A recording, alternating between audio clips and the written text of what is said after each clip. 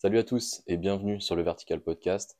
Aujourd'hui, on se retrouve pour le troisième épisode de l'édition Flash. Donc l'édition Flash, je le rappelle, c'est un format plus court de 20 à 30 minutes. Aujourd'hui, je pense que ce sera plus 30 minutes vu le sujet, où je vais rentrer vraiment en détail sur un seul sujet.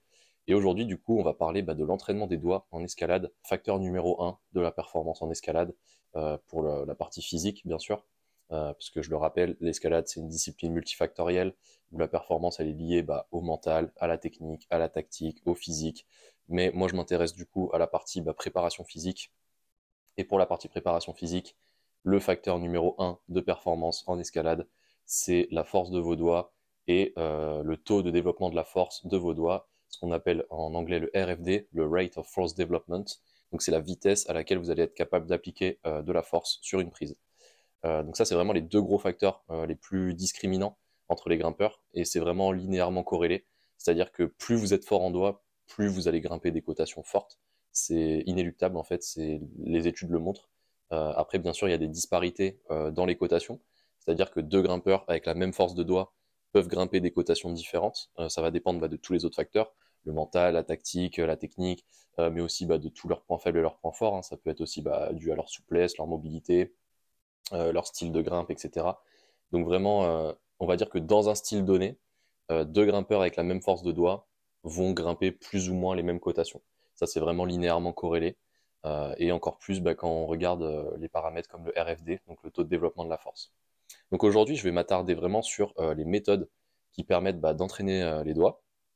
Et en fait, je vais faire une sorte de listing de toutes les méthodes qui existent, que ce soit la poutre, le panguliche, les system boards, donc que ce soit la kilter board, la moon board, juste faire du no foot sur du spray wall par exemple, ou le spray wall en lui-même, hein, qui rentre dans la catégorie system board, mais également juste grimper, parce que oui, c'est la base, juste grimper. Voilà, vraiment une liste de toutes les méthodes, avec du coup mon analyse, donc point fort, point faible pour chaque méthode. Et dans un prochain podcast, du coup, donc je pense que ce sera le flash numéro 4, là je parlerai plus précisément de certains protocoles pour développer certaines qualités. Donc par exemple un protocole de force max, un protocole d'endurance, etc.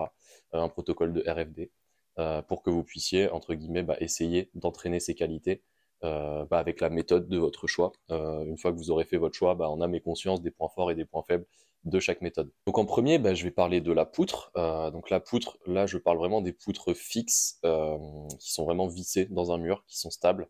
Parce que du coup, le problème des poutres mobiles, en tout cas quand on va faire à deux bras sur la poutre mobile des suspensions, etc., le problème, en fait, c'est la stabilité. Parce que déjà, je ne sais pas si vous avez remarqué, quand vous faites des suspensions à deux bras sur une poutre fixe, si vous avez un léger balancier, la suspension devient beaucoup plus dure. Alors imaginez sur une poutre mobile, si en plus vous rajoutez du lest, c'est vraiment pas optimal. Il y a un vrai problème de stabilité. Donc là, je parle bien du coup de poutres fixes, et je vais m'attarder plus, on va dire, là pour mes exemples, sur les poutres Beastmaker, donc que ce soit la Beastmaker 1000 ou la 2000. Personnellement, dans la plupart de mes coachings, je recommande de s'entraîner sur la Beastmaker 1000, tout simplement parce qu'il y a les deux préhensions en termes de réglettes, que ce soit la réglette du bas qui fait à peu près 20 mm, c'est entre 18 et 20, et la réglette du haut qui fait à peu près 14 mm. En plus, il y a des bacs sur cette poutre, donc pour faire des tractions, etc. Donc vraiment, si vous avez une seule poutre à acheter et à visser dans un mur, c'est, je pense, la Beastmaker 1000 qui remplit vraiment toutes les fonctions. Puis après, il y a toutes les autres petites préhensions, style bidois, etc. Mais vraiment, les arrondis des prises sur les Beastmaker sont vachement agréables sur la peau, et vous allez beaucoup moins stacker que sur d'autres poutres un peu plus franches, comme la YY par exemple. Non pas que j'aime pas la YY, mais je trouve que les arrondis sont un peu trop sharp, et vous allez plus vous abîmer la peau en faisant le même type d'entraînement que sur une Beastmaker par exemple. Donc moi, ma préférence personnelle va à la Beastmaker, et notamment la Beastmaker 1000. Puis après, quand vous atteignez un certain palier de force, la 2000, parce que la 2000, du coup, il y a la prise de 23 mm, donc c'est la réglette du milieu en bas, pour faire les suspensions à un bras. On appelle ça un peu la prise de référence pour les suspensions à un bras. Et du coup, après, vous avez les deux petites réglettes de 14 sur les côtés, comme sur la 10. Et vous avez les plats aussi qui sont hyper bien pour faire des petites stories sur Insta, juste pour flex, voilà. C'est clairement les plats à 45 qui ne servent qu'à ça. J'ai jamais vu quelqu'un s'entraîner sur les plats à 45. Et en fait, c'est tellement friction dépendant et conditions dépendant que vous pouvez pas planifier un entraînement en fait sur les plats à 45. C'est beaucoup trop aléatoire. Mais bon, ça, je divague. Donc là, du coup, je parle bien de poutre fixe. Et donc, du coup, sur la poutre, l'exercice le plus courant, c'est juste les suspensions classiques. Donc, les suspensions à deux bras, juste on se met sur une prise dans une certaine préhension. Donc, je vais revenir rapidement sur les différents types de préhension. Donc, les trois types de préhension principaux, c'est trois doigts tendus. Donc, vraiment, quand vous avez vos trois doigts sur la prise et qu'il n'y a que la première phalange qui est en flexion, et tout le reste du doigt est tendu. Donc là, je mime un peu en vidéo pour ceux qui voient. Ensuite, vous avez donc la prise semi-arquée. Donc la prise semi-arquée, il faut vraiment avoir les doigts, donc la première phalange en partant de la paume, donc c'est la deuxième phalange si vous partez du bout du doigt, fléchie à 90 degrés. Et donc en fait, quand vous êtes fléchi à 90 degrés sur cette phalange, on va dire que vous êtes en semi-arqué. Donc semi-arqué, c'est sans le pouce. Si vous venez verrouiller avec le pouce au-dessus, c'est arqué, ou arqué pouce, voilà, vous l'appelez un peu comme vous voulez. Mais du coup, on est sur un type de préhension différent, parce que là, du coup, vous avez une flexion de la première phalange et une extension de la deuxième. Et donc, ça met beaucoup plus de stress au niveau des poulies. Donc voilà, en gros, les trois types de préhension principaux, c'est trois doigts tendus, semi-arqué, arqué. Et après, vous avez toutes les variantes de trois doigts tendus qui sont du coup les bidois, que ce soit les bidois front, c'est-à-dire index majeur, bidois middle, majeur, annulaire. Et après, vous avez toutes les variantes de mono, que ce soit mono, index, majeur, annulaire, même petit doigt des fois. Donc voilà, en fait, ça c'est juste des variations de trois doigts tendus. Et il y a un grip un peu hybride. Alors sur l'appli Beastmaker, ils appellent ça chisel grip. En fait, c'est quand vous allez avoir l'index qui est tendu et le petit doigt qui est tendu et les deux doigts du milieu, donc majeur et annulaire, qui sont fléchis comme s'ils étaient en semi-arqué. Alors cette préhension-là, moi, je la préfère sur le Pangulish, mais je vais y revenir du coup dans la partie Pangulish. Mais donc là, je parle de suspension sur la poutre, donc à deux bras, exo classique, mais du coup, quels sont les points faibles, les points forts de cet exercice-là, on va dire, et de la poutre en général. Moi, je trouve le gros point faible de la poutre en général, c'est plus que les gens ont tendance à ne pas trop savoir que c'est possible de faire des suspensions avec les pieds au sol. Et ça, c'est quelque chose que j'intègre dans tous mes échauffements, c'est de faire des suspensions avec les pieds au sol pour en fait venir réguler la charge que vous mettez sur vos doigts avec vos jambes, en fait, de la manière où vous mettez plus ou moins de poids sur vos jambes. Et ça, franchement, c'est un exo qui est très très sous-coté, surtout en échauffement, parce que mine de rien, le poids de corps, c'est déjà une bonne intensité. Si vous testez, vous allez peut-être remarquer que votre poids de corps, c'est déjà peut-être 50% de votre force max. Et quand vous vous échauffez, si vous commencez direct à 50% de votre force max, ça peut être des fois un peu trop intense et c'est pas hyper optimal pour faire une bonne montée en gamme sur un échauffement. Donc du coup, je vous invite à aller voir le podcast sur l'échauffement. Donc ouais, là je me perds un peu, mais voilà. Donc la poutre, suspension à deux bras. Alors lesté, pas lesté, taille des préhensions, etc. Moi, ce que j'aurais tendance à recommander en fait sur la poutre, c'est que tant que vous n'avez pas une suspension lestée à plus 75% de votre poids de corps, donc si vous pesez 100 kg, vous rajoutez 75 kg de lest à deux bras sur 20 mm en semi-arqué, tant que vous n'avez pas ce standard de force, je pense que ça ne vaut pas le coup de basculer sur d'autres méthodes, donc que ce soit le pangulish, le no-foot en spray wall, etc. En fait, je pense juste que c'est trop tôt et que vos doigts sont pas prêts à encaisser ce stress-là.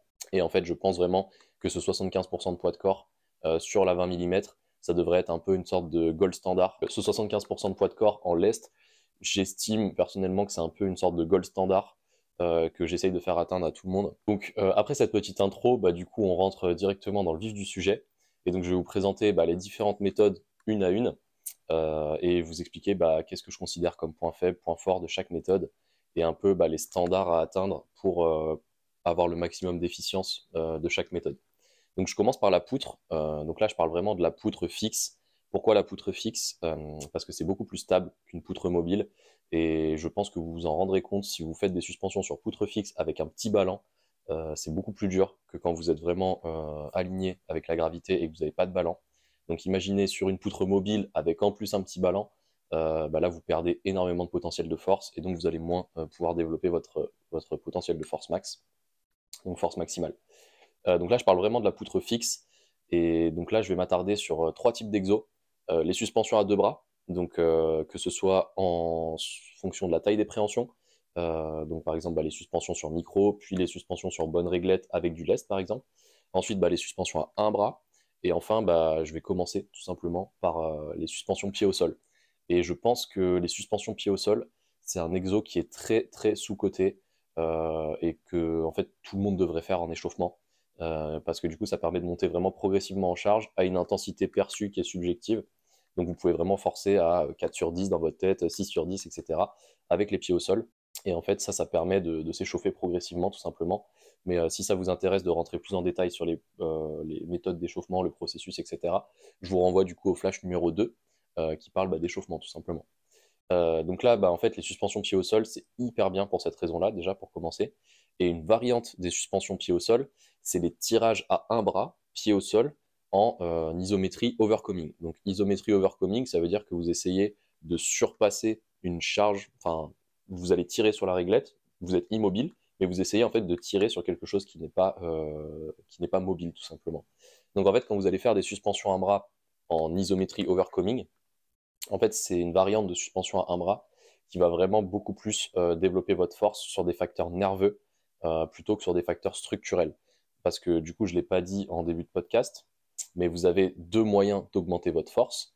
Donc il y a les moyens nerveux, donc là c'est vraiment juste la capacité de votre système nerveux à envoyer un certain influx à vos muscles pour qu'ils puissent se contracter. Et le deuxième moyen, en fait, c'est soit d'augmenter la taille de ces muscles, donc de faire de l'hypertrophie, parce que plus votre muscle va être gros, entre guillemets, en section carrée, plus il a un potentiel de force qui est élevé, et plus après on peut optimiser ce potentiel de force avec de l'entraînement nerveux. Et il y a aussi en fait l'hypertrophie des tendons et des ligaments. Et ça, c'est quelque chose qui est très peu étudié, j'ai envie de dire, et que peu de personnes prennent en compte dans l'entraînement. Mais les tendons et les ligaments, surtout au niveau des doigts, ça peut s'hypertrophier. Donc ça, c'est quelque chose aussi qui est très peu considéré dans l'entraînement des personnes. En général, c'est que les tendons et les ligaments, ça s'hypertrophie. Mais du coup, on m'a posé une question intéressante par rapport à ça, et j'y reviendrai du coup dans la deuxième partie du podcast. Mais donc voilà, en gros, il y a deux moyens d'augmenter sa force, les facteurs nerveux et les facteurs structurels. Et là, sur de l'isométrie overcoming, donc tirage à un bras sur la prise, on est beaucoup plus sur des facteurs nerveux. Donc en fait, pour moi, la poutre, elle a aucun inconvénient, parce que si on peut l'utiliser de manière intelligente, on peut vraiment tout travailler, que ce soit la force, la résie, le RFD, donc le taux de développement de la force. Voilà, vraiment, on peut tout faire sur la poutre. Juste, il suffit d'avoir du lest et les bonnes préhensions sur sa poutre. Alors du coup, au niveau des bonnes préhensions, j'estime que pour tout ce qui est suspension lestée, aller en dessous de 14 mm, c'est vraiment pas hyper optimal parce qu'après, on est plus sur des facteurs de friction en termes de facteurs limitants et des facteurs de douleur au niveau des doigts, enfin de résistance à la douleur. Alors que du coup, faire du lesté sur des bonnes prises, donc ce que je considère une bonne prise, c'est quand vous avez une phalange sur la prise, donc souvent ça va être entre 18 et 20 mm. Donc moi, souvent, ce que j'utilise, même dans mes coachings, c'est les 18 à 20 mm, souvent on dit que c'est 20 mm, de la Beastmaker 1000, donc c'est les réglettes qui sont en bas à droite sur la Beastmaker 1000. Et je pense qu'un gold standard à atteindre sur cette prise, c'est 75% de poids de corps en lest. Donc si vous pesez 100 kg, vous rajoutez 75 kg sur la ceinture de lest et vous suspendez au moins entre 3 et 5 secondes sur cette prise de 20 mm en semi-arqué, j'insiste sur le semi-arqué, et il ne faut pas que votre grip s'ouvre pendant la suspension. C'est-à-dire que si vous commencez en semi-arqué, donc avec une flexion, et qu'au fur et à mesure de la suspension, vos doigts s'ouvrent, pour moi, ça c'est considéré comme un échec. Et en fait, une fois que vous avez atteint ce gold standard-là de 75% de poids de corps sur la réglette de 20 mm en lesté, et là, du coup, je pense qu'on peut passer sur d'autres méthodes qui sont les suspensions à bras. Donc là, plus sur une prise de 23 mm, donc sur la Beastmaker 2000. Et donc après, suspension à bras, pareil, même progression, surcharge progressive, suspension à bras, lesté, etc. Donc en fait, il n'y a pas de limite de progression, tout simplement. La seule limite, c'est votre potentiel de progression. Mais donc voilà, pour moi, la poutre n'a que des avantages, et si ce n'est le seul inconvénient de devoir être vissé dans un mur fixe. Mais si vous vous entraînez en salle et que vous avez une salle de référence, ça, c'est plus un inconvénient, tout simplement. Mais la meilleure solution, c'est quand même d'avoir une poutre chez soi. Mais ça, du coup, c'est un peu plus compliqué. Ensuite, je vais passer à la deuxième méthode. Donc la deuxième méthode, c'est ce qu'on appelle le no-hang, donc pas de suspension, ou le block lift. Moi, j'appelle ça le block lift. Où vous avez en fait tout simplement un bloc en bois. Personnellement, j'utilise le tension block parce que les prises sont standards. Et un loading pin en fait où vous mettez des poids et vous allez pouvoir soulever la charge donnée pendant un certain nombre de temps, etc. Et en fait, pour moi, le no hang, c'est exactement la même chose que la poutre, si ce n'est qu'il y a l'avantage en plus de pouvoir travailler en unilatéral et de changer un peu les facteurs limitants. C'est-à-dire que sur la poutre, en suspension à deux bras, vous allez peut-être être limité par votre mobilité d'épaule, par votre capacité à rester gainé au niveau des scapulas, etc. Ça, c'est un facteur limitant qu'on élimine complètement sur le block lift. Et ce qui est excellent sur le block lift également, c'est qu'on peut utiliser une charge donnée à droite et une charge donnée à gauche. Donc si vous avez une asymétrie, imaginons que mon max à droite c'est 30 kg et mon max à gauche c'est 35, du coup je vais pouvoir corriger en fait cette asymétrie en changeant les charges sur mes entraînements. Donc ce qui est aussi intéressant avec le block lift, c'est que souvent on va pouvoir retrouver des préhensions comme les pinces. Et les pinces en fait c'est quelque chose qui est un peu absent des poutres malheureusement. Mais du coup, c'est pour ça qu'il y a d'autres méthodes de développement de la force, notamment le no-foot sur spray wall, mais j'y reviendrai juste après. Donc voilà, en fait, pour moi, le block lift, c'est vraiment les mêmes avantages que la poutre, avec des avantages supplémentaires qui sont de pouvoir travailler en unilatéral, de pouvoir travailler également votre pince, et aussi en fait, d'être beaucoup plus précis sur la charge, parce qu'en fait, sur la poutre, à deux bras aussi, plus vous allez devenir fort, plus vous allez devoir vous lester lourd à deux bras, et des fois, quand le lest dépasse 75% de poids de corps, souvent c'est pas agréable, ça fait mal au dos, etc. Alors qu'en fait, du coup, sur le block lift, vous allez pouvoir en fait faire la transition entre les 75% de poids de corps à deux bras et la suspension un bras vraiment solide sur des prises sur la poutre, du coup sans lest, donc au poids de corps. Et je pense que en fait, c'est une très bonne étape de transition entre ces deux méthodes. Et aussi, ce qui est bien avec le block lift, c'est qu'il y a l'aspect rééducation en cas de blessure, où on peut vraiment ajuster la charge à 500 grammes près, en fait, si vous avez les bons disques pour charger. Et franchement, pour avoir eu plusieurs fois des petites gênes, etc., où je me dis, bon, ok, là, ce serait bien que je passe un peu en mode rééduc pour éviter de me blesser, le block lift, ça a été vraiment salvateur. Donc vraiment, pour moi, je pense, toute méthode confondue, si on sait s'en servir, le block lift est vraiment supérieur. Le seul problème, c'est que si vous faites de l'endurance sur du block lift, ça va vous faire mal au dos, surtout aux lombaires. En fait, juste vous allez avoir les lombaires en feu, parce que la charge va être assez élevée et vous allez devoir vraiment la soulever beaucoup de fois. Donc voilà, je dirais point faible du block lift, si on veut travailler son endurance, c'est vraiment pas top. Là, ce serait beaucoup mieux de faire par exemple des circuits sur spray wall, etc. Mais à part cet inconvénient-là du block lift, j'en vois pas trop. Si ce n'est le fait qu'il faut avoir des poids, mais bon, après, avoir des poids, c'est vraiment très basique. Même si vous êtes à la maison, vous allez sur Le Bon Coin, vous chopez des poids en fonte, ça coûte à peu près 1 euro le kilo. Voilà, il n'y a pas besoin de 150 kg de poids. Déjà, si vous avez 60 kg de poids, c'est largement suffisant. Et ce que vous pouvez faire aussi avec le block lift, c'est aussi faire de l'isométrie overcoming, où en fait vous mettez juste une plaque et vous marchez sur la plaque, comme ça vous ne pouvez pas soulever le bloc et vous tirez le plus fort possible tout simplement. Donc c'est possible aussi de faire de la force max en isométrie overcoming sur le block lift. Donc voilà, pour résumer un peu le block lift, c'est une poutre améliorée avec beaucoup plus d'avantages et aussi ça change un peu les facteurs limitants. Et ça c'est hyper important d'être conscient en fait du facteur limitant. Et je reviens vite fait sur les suspensions un bras, mais souvent les suspensions un bras, le facteur limitant ça va pas être votre force de doigt, ça va être votre stabilité d'épaule. Et ça vous pouvez vous en rendre compte très simplement si quand vous commencez à vous suspendre à un bras, vous avez une rotation du tronc en fait. Et si vous avez une rotation du tronc sur les suspensions à un bras, sur la poutre, c'est que en fait votre épaule n'est pas assez forte pour supporter cette charge-là. Et donc du coup en fait votre facteur limitant c'est pas votre force de préhension, c'est vraiment votre mobilité d'épaule et votre force au niveau de la stabilité de l'épaule. Et donc du coup là, dans ce cas précis, faire des suspensions à un bras sur poutre, c'est pas l'idéal parce que du coup vous n'allez pas pouvoir mettre un stimulus assez important au niveau des fléchisseurs des doigts. Donc là maintenant je vais passer à la troisième méthode. La troisième méthode c'est le panguliche. Alors là je pense que je vais passer assez vite sur le panguliche parce qu'en fait si ce n'est l'aspect ludique, ok c'est fun de faire du panguliche, c'est beaucoup plus ludique que juste de faire des suspensions sur la poutre parce que du coup on va bouger etc.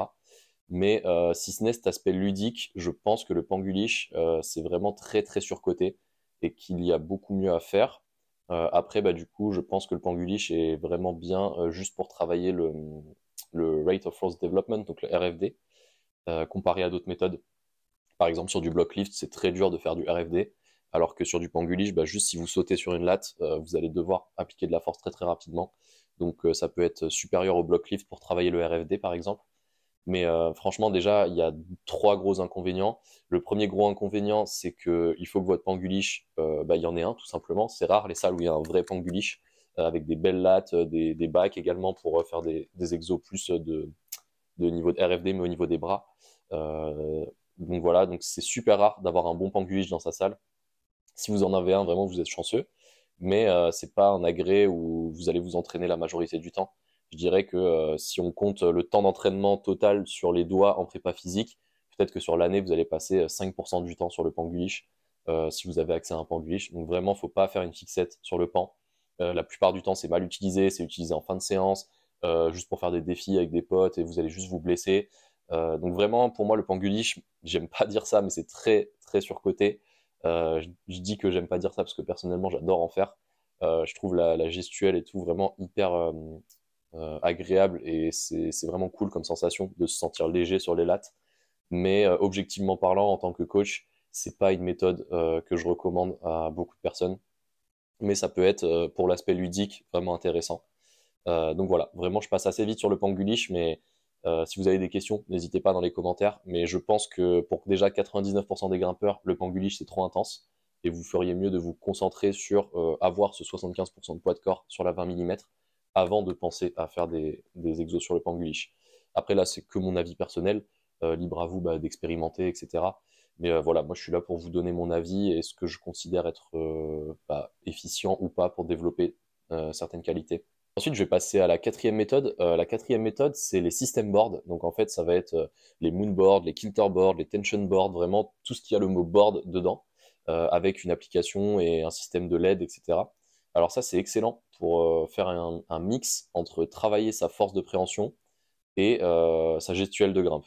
Parce que du coup, ce qui est bien quand on fait du system board, c'est qu'il va y avoir toute la composante bas du corps et gainage au niveau du griffet de prise, de la tension qu'il faut mettre dans le corps, CORE, donc tout ce qui est abdominaux et tronc, on va dire.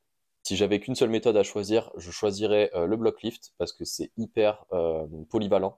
Mais en deuxième méthode, je pense que je choisirais le system board parce que faire une ou deux séances par semaine sur un system board, euh, je pense que l'idéal ce serait de faire une séance de moonboard puis une séance de kilterboard par semaine, si jamais vous êtes dans une optique de développer vraiment votre force max. Parce que du coup, les deux system boards, donc la kilter et la moon, ne travaillent pas vraiment les mêmes choses. C'est-à-dire que sur la kilter board, ça va être beaucoup plus des prises back, où vous allez plus travailler votre puissance, votre force de blocage, etc. Alors que la moonboard, c'est des prises qui sont plus petites. Donc vous allez plus travailler votre force de préhension à doigt, entre guillemets, mais beaucoup moins votre puissance, etc. Parce que vous allez être moins capable de générer des vitesses élevées sur ces prises. Mais voilà, enfin, je ne vais pas m'attarder sur la comparaison entre les différents system boards. Là, ce qui m'intéresse, c'est juste de vous dire que oui, faire du system board, c'est intéressant.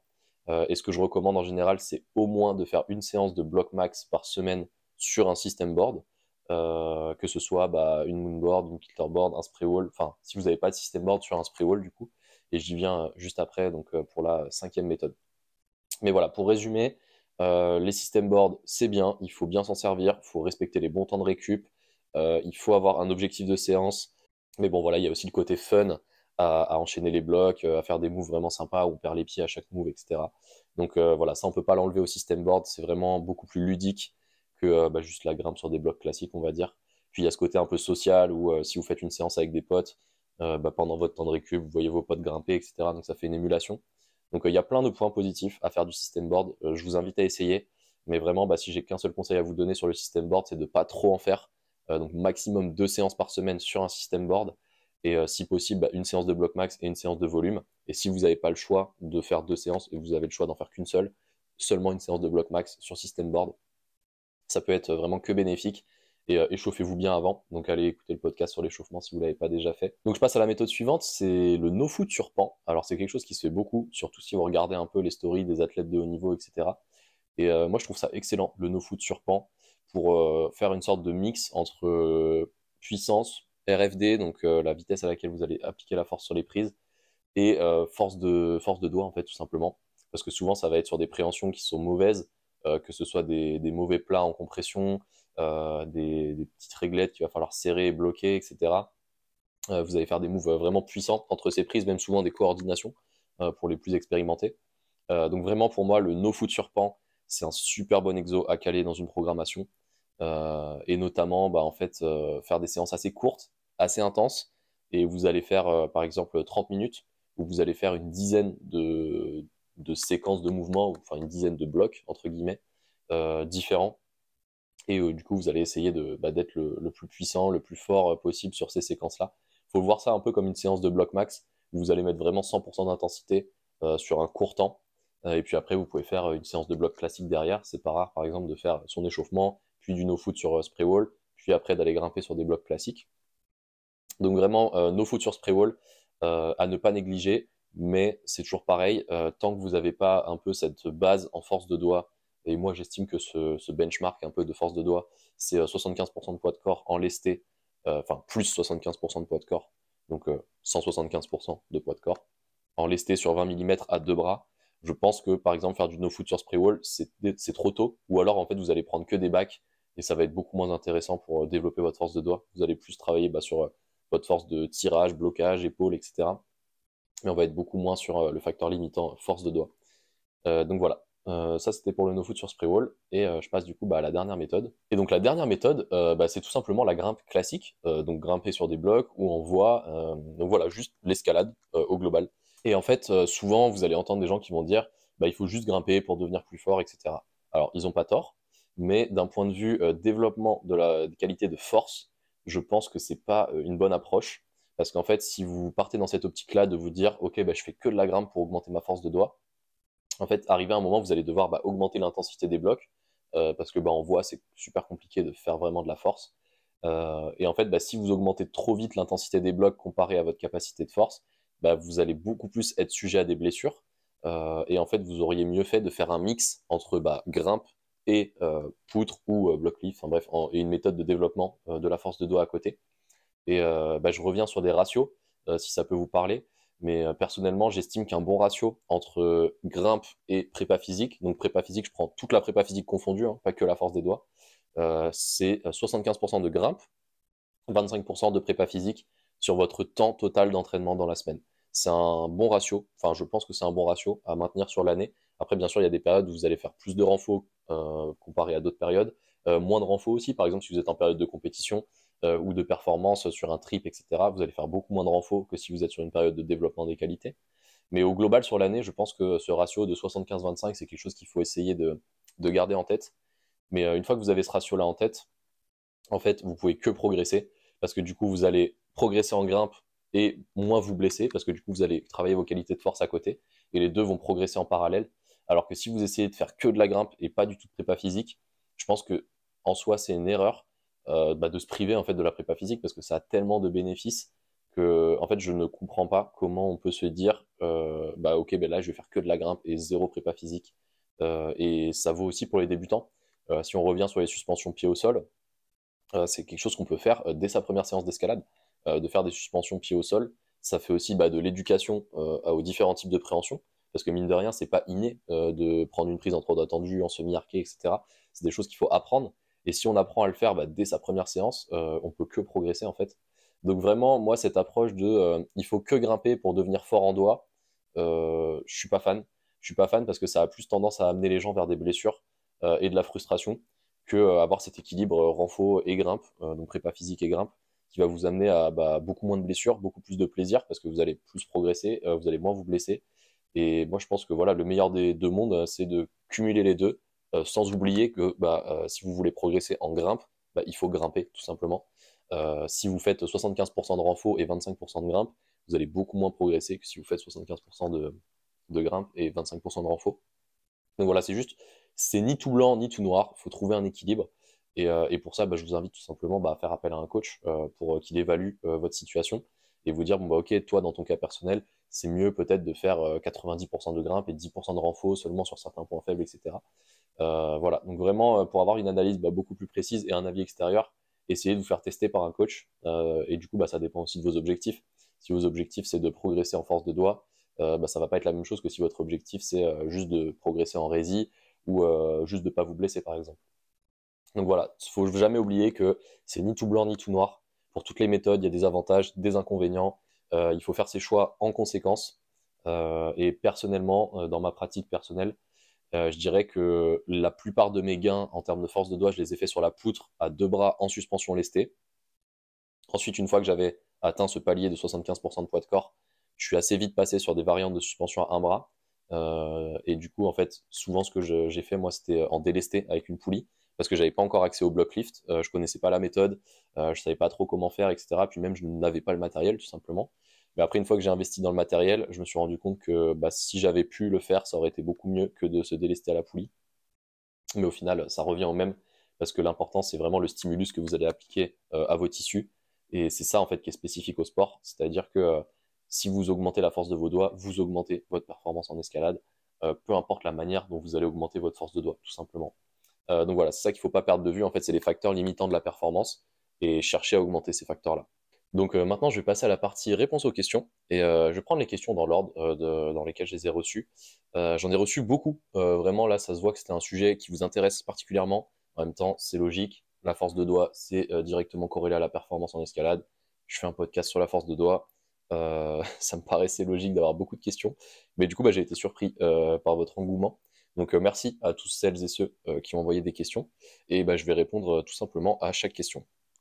Donc la première question que j'ai reçue, c'est qu'est-ce que c'est le block lift? Donc du coup, j'ai déjà répondu dans la première partie du podcast, mais le block lift, en fait, c'est juste d'avoir un agrès mobile. Donc moi, personnellement, j'utilise un tension block. Je vous mettrai des liens en description. Mais ça peut être également un agrès fait maison hein, ou une poutre portable que vous avez arrangé d'une certaine manière pour pouvoir faire en sorte d'accrocher des poids dessus.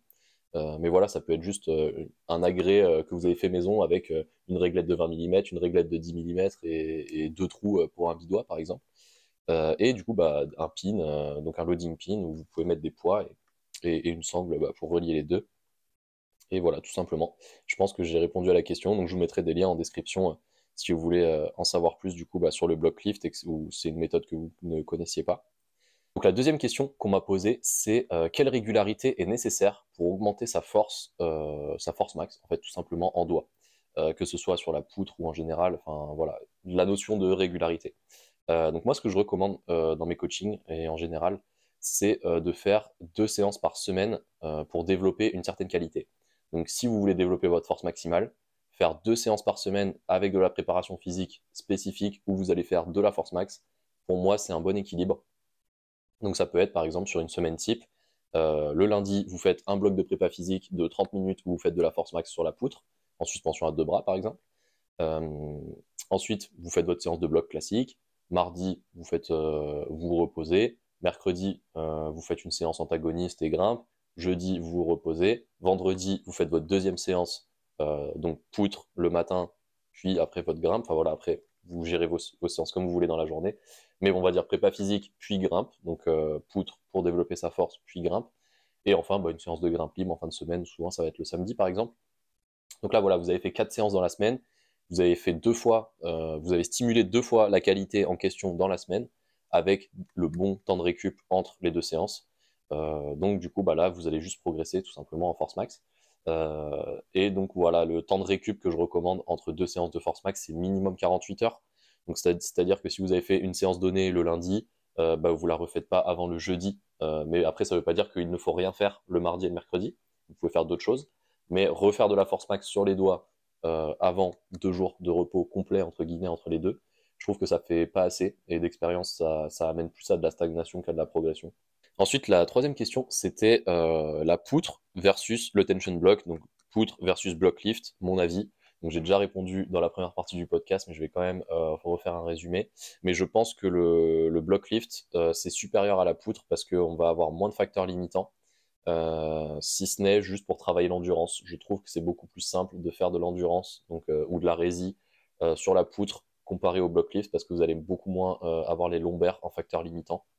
Donc voilà, personnellement, je dirais que je préfère le block lift, même si bah, la poutre, c'est là où on fait la majorité de ses gains, tout simplement. Donc la poutre à 2 bras en lesté. Ensuite, la question suivante, c'est à partir de combien de temps, donc combien de temps de pratique de l'escalade, on peut commencer à s'entraîner sur la poutre. Et pareil, j'ai déjà donné un élément de réponse juste avant, mais dès sa première séance d'escalade, on peut commencer à travailler ses doigts sur la poutre, en échauffement, pied au sol, en contrôlant vraiment bien l'intensité.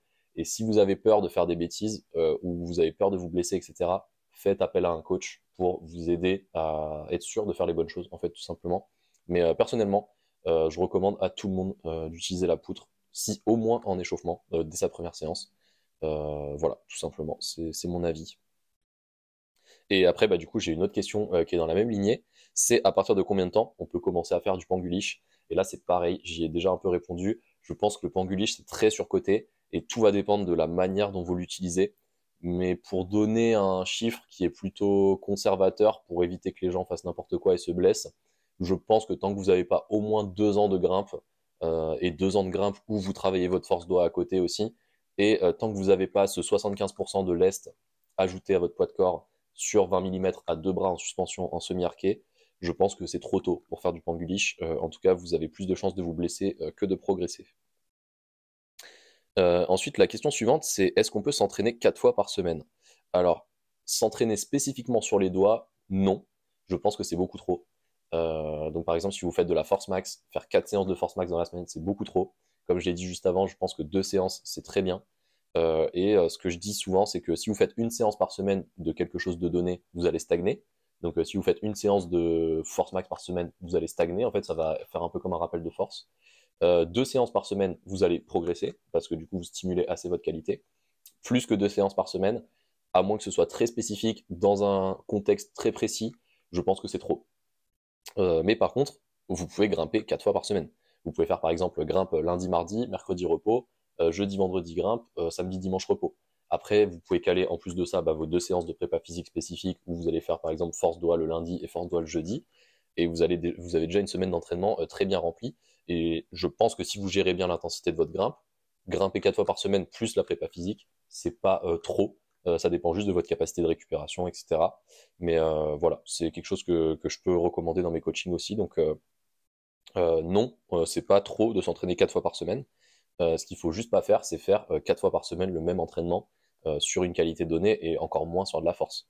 De la force, 2 fois par semaine, c'est largement suffisant. Donc j'espère que j'ai répondu à la question et je passe à la suivante. Et la question suivante, c'est est-ce qu'en grimpant, on peut gagner de la force dans les doigts? La réponse, c'est oui. Et même, je pense que la majorité des gains, ils viennent de la grimpe. Mais comme je le disais juste avant, c'est une histoire de ratio entre grimpe et prépa physique pour éviter les blessures.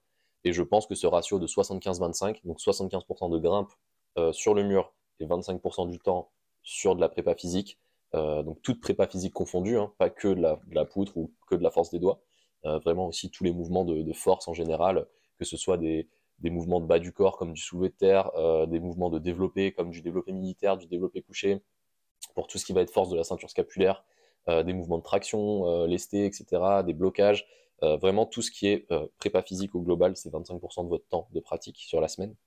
Donc voilà, en fait, oui, on peut gagner en force juste en grimpant. Le problème, c'est que si on fait que de la grimpe, on va plus souvent atteindre un palier et se blesser que vraiment progresser sur le long terme.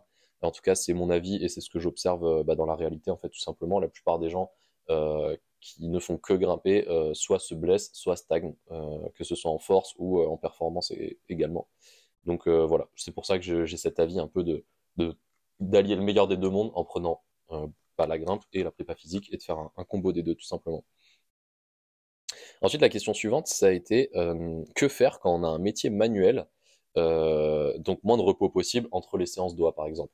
Donc là, en l'occurrence, la personne est ostéopathe, donc métier de manipulation avec les mains.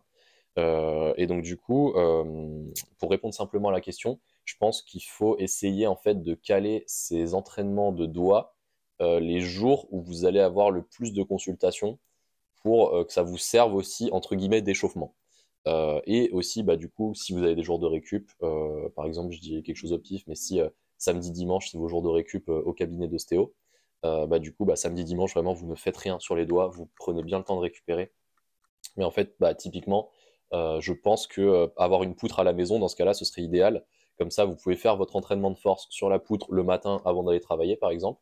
Vous faites votre journée de travail. Donc là, vos doigts, ils seront encore chauds, entre guillemets, de l'échauffement, enfin, même de l'entraînement du matin. Et vous vous sentirez limite mieux en termes de préhension pendant votre travail d'ostéo, quoi. Ou peu importe le métier manuel, hein, tout simplement. Euh, donc voilà, en gros, calez vos entraînements avant votre journée. Comme ça vous sert, entre guillemets, de gros échauffement et d'activation pour vos doigts. Et vous aurez l'impression d'être moins fatigué aussi sur les doigts. Et après, par exemple, grimper en fin de journée. Et comme ça, vous avez fait entraînement prépa physique le matin. Donc ça peut être très court, hein, ça peut être 30 minutes tout simplement. Donc prépa physique le matin à la maison, puis journée de travail, puis en fin de journée 2 heures de grimpe par exemple. Et là, vous avez une journée super bien remplie et je pense que c'est un schéma qui est tout à fait tenable si vous placez les bons exercices à la bonne intensité, que vous vous laissez le temps de récupérer, c'est toujours pareil, il faut prendre le contexte au global. Mais voilà, moi mon avis personnel, ce serait de faire un schéma comme ça, et de faire en sorte, les jours où vous n'êtes pas en activité manuelle, peu importe votre travail, là vous prenez vraiment les jours de repos total à rien faire vraiment sur les doigts. Ensuite, j'ai une question hyper intéressante sur le moment auquel il faut faire sa prépa physique. Donc en fait, est-ce qu'on doit faire sa prépa physique pour augmenter sa force des doigts avant sa séance, après sa séance de grimpe, ou sur un jour séparé, donc sur un jour de repos de grimpe. Donc voilà, quel est mon avis par rapport à ça? Mon avis par rapport à ça, c'est comme vous avez pu le comprendre, moi je suis partisan du fait de caler la prépa physique déjà avant la grimpe, surtout quand c'est pour des qualités de force. Parce que quand c'est pour des qualités de force, vous avez besoin d'être frais nerveusement et physiquement. Et si vous faites de la force en fin de séance de grimpe, vous avez plus du tout l'influx nerveux pour forcer assez et progresser en force. Donc vous avez plus de chances de vous blesser que de progresser. Donc critère numéro 1, le faire avant sa séance de grimpe. Et si jamais vous avez vraiment le temps de le faire, etc., ou alors que vous avez une poutre à la maison, etc., ça peut être intéressant de le faire sur des jours off de grimpe, donc de séparer l'entraînement. Par exemple, au lieu de faire lundi prépa physique le matin et grimpe juste après, et mardi repos, de faire prépa physique le matin le lundi, puis grimpe l'après-midi le mardi par exemple. Ça peut être aussi un schéma qui marche. Le plus important en fait, ça va juste être le stimulus global sur la semaine et comment vous le répartissez, ça c'est vraiment de l'optimisation. Pareil, diviser ses séances en deux, faire la prépa physique le matin et la grimpe le soir. C'est une stratégie en fait pour optimiser son influx nerveux, etc. Donc voilà, j'espère que j'ai répondu à la question. Question suivante, du coup, est-ce qu'il y a des formes correctes pour placer ses doigts sur les réglettes? Donc là, c'est ce que je disais tout à l'heure, c'est vraiment les préhensions principales. Ça va être 3 doigts tendus, semi-arqués, chisel grip. Ensuite, ça va être tous les bidois, les monos, etc. Donc oui, il y a vraiment une technique entre guillemets spécifique à comment placer ses doigts sur la réglette.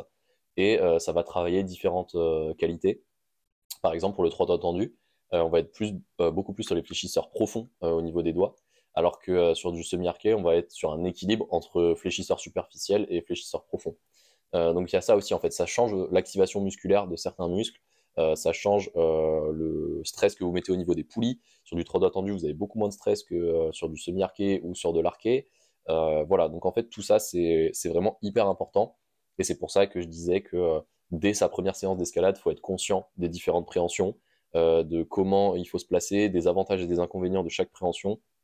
Et pour ça, vraiment, l'éducation, entre guillemets, en faisant des suspensions de pied au sol, c'est hyper important. Et je le recommande vraiment à tout le monde. Ensuite, du coup, j'ai eu une question sur l'hypertrophie. Alors celle-là, elle est hyper intéressante. La question, c'était, est-ce que l'hypertrophie reste plus longtemps que l'adaptation neurale? Donc quand vous entraînez une qualité en force max, vous avez deux types de gains qui sont possibles. Donc comme je le disais plus tôt dans le podcast, les gains structurels, donc vraiment l'hypertrophie des fibres, donc que ce soit des fibres musculaires, tendineuses, ligamentaires, et également le système nerveux, en fait l'optimisation du système nerveux. Et donc du coup, je pense que l'hypertrophie reste beaucoup plus longtemps que l'adaptation neurale, parce qu'en fait, si vous hypertrophiez vos tendons et vos ligaments, si vous ne passez pas du jour au lendemain à zéro activité, en fait, cette hypertrophie, elle va rester. C'est-à-dire que, même si vous regardez les grimpeurs autour de vous, hein, des grimpeurs qui ne s'entraînent plus hyper intensément depuis des années, mais qui ont toujours des avant-bras qui font 40 cm de tour d'avant-bras et des doigts qui ressemblent à des saucisses. Je caricature, mais c'est la réalité. Donc du coup, en fait, ça m'amène à penser que, à moins que vous arrêtiez complètement l'escalade et la prépa physique liée à l'escalade, l'hypertrophie, elle va rester beaucoup plus longtemps que l'adaptation neurale.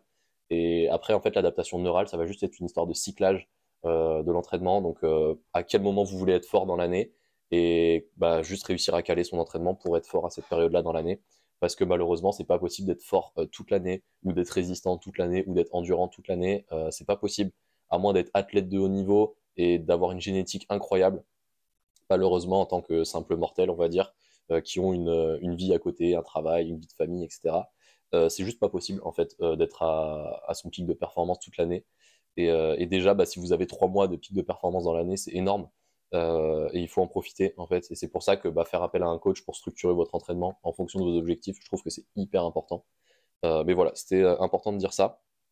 Et cette question était hyper intéressante. Donc je passe à la suivante. La suivante, c'est peut-on s'entraîner si on a plusieurs douleurs au doigt? Alors là, c'est quelqu'un qui a tendance à être blessé de manière assez récurrente au niveau des doigts.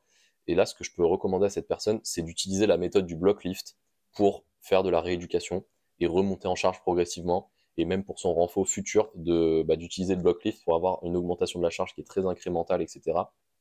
Donc oui, on peut s'entraîner et même il faut s'entraîner quand on a des douleurs au doigt, parce que si vous ne vous entraînez pas spécifiquement à faire de la rééducation, donc je considère la rééducation comme un entraînement, en fait juste vous n'allez pas guérir, vous allez peut-être avoir moins de douleur à un instant T, mais dès que vous allez reprendre la grimpe ou la prépa physique, la douleur va revenir parce que vos tissus ne seront pas adaptés à la charge. Donc vraiment, ce que je peux conseiller à cette personne, c'est de se servir du block lift en rééducation avec des temps sous tension plutôt longs, entre 20 et 40 secondes, sur des charges qui ne provoquent pas une douleur supérieure à 4 sur 10 pendant l'exercice, et d'augmenter la charge petit à petit de séance en séance, et ou le temps sous tension. Ça peut aussi être rajouter une série, rajouter 10 secondes de temps sous tension, etc. Donc vraiment surcharge progressive en mode rééducation avec du block lift, vraiment, c'est game changer quand vous avez des blessures à répétition. Et ensuite, dernière question qui est un peu dans le même thème, c'est comment reprendre l'entraînement spécifique des doigts après une blessure, entre parenthèses, prévention, adaptation, etc. Donc là, c'est le même conseil que je vais donner que pour la question précédente, c'est de reprendre très progressivement avec des suspensions pieds au sol, du block lift, en fait des méthodes où vous avez un contrôle total sur la charge, sur la manière de vous placer les doigts sur la réglette, etc. Dites-vous que plus vous avez de stabilité et de contrôle, plus l'exercice sera bénéfique en termes de gain de force, de gain nerveux, etc. Donc vraiment, en fait, il faut juste accepter de repartir de zéro. C'est super dur à faire, il faut mettre son ego au placard. Mais par contre, si vous le faites, en fait, ça va juste être 100% bénéfique. Et je pense que ça, c'est un gros problème aussi dans la prépa physique. C'est que souvent, on va entraîner son ego plutôt que la qualité en question. Et ça, c'est un super gros problème. Mais bon, après ça, c'est dans tous les sports, hein. Dès qu'il y a un peu de compétition, dès qu'il y a une échelle de cotation ou un classement Elo, si je prends les échecs, l'ego il rentre en jeu. Et c'est super dur de se dire, bon là j'ai un peu mal, je vais diviser toutes mes charges par deux pour essayer de remonter progressivement. Ça fait mal à l'ego tout simplement, mais il faut accepter de le faire parce que si vous n'acceptez pas de le faire, vous allez rester dans ce permacycle de blessures, blessures, rééduque, blessures, enfin même pas rééduque du coup, mais blessure, entraînement, et en fait vous vous en sortez jamais. Euh, donc vraiment, je pense que ça c'est le meilleur conseil que je puisse donner. Euh, Mettre son ego au placard, surtout sur la partie renfo, parce que c'est hyper tentant de rajouter 10 kilos sur sa traction en ayant un peu mal au coude et en disant ah t'as vu j'ai fait une traction à 40 kilos au lieu de 30 kilos, mais en fait juste tout le monde s'en fout. Et c'est la réalité, vraiment tout le monde s'en fout, et c'est pas bénéfique pour vous. Donc vraiment, il faut mettre son ego au placard. Et en fait, il faut avoir rien à prouver à personne. Si vous vous entraînez, c'est pour vous. C'est pour progresser dans votre pratique. C'est pas pour prouver à telle ou telle personne que vous mettez 1 kilo de plus que lui sur une charge. Si vous voulez faire ça, faut faire des sports comme la force athlétique ou l'haltérophilie, où là vraiment juste c'est le but du sport, de soulever plus lourd que l'autre. Mais en grimpe, c'est pas le cas, parce qu'en grimpe, la performance elle est sur le mur, et la performance elle est pas en salle de muscu. Donc, il faut vraiment dissocier la prépa physique et la grimpe et vraiment mettre son ego au placard sur la prépa physique. C'est super dur à faire, mais si vous arrivez à le faire, vraiment, ce sera que bénéfique pour votre pratique. Et voilà, tout simplement, repartir de plus loin pour pouvoir reconstruire des fondations solides. C'est le meilleur conseil que je puisse donner. En tout cas, sur ces sages paroles, je vous donne rendez-vous pour le prochain flash, donc qui parlera de méthodes pour développer ses qualités, donc que ce soit de la force, de la résine, de l'endurance, etc. Je mettrai une story sur Insta, pareil, pour que vous puissiez me poser vos questions. Je mettrai tous les liens en description, que ce soit sur le block lift, des exemples de suspension lestée à deux bras, des exos de RFD sur le Panguliche. Je mettrai quelques liens en description pour ceux que ça intéresse. Et n'hésitez pas du coup à me suivre sur Instagram pour pouvoir voir les stories et me poser vos questions directement. N'hésitez pas également à laisser une review de 5 étoiles si vous êtes sur les applis de podcast, ou un petit pouce bleu et un abonnement si vous êtes sur YouTube. N'hésitez pas aussi à commenter si vous avez des questions. N'hésitez pas aussi à m'envoyer vos questions en message privé sur Instagram. J'y répondrai avec plaisir. Et moi, je vous donne rendez-vous pour le prochain podcast le mois prochain. Ciao!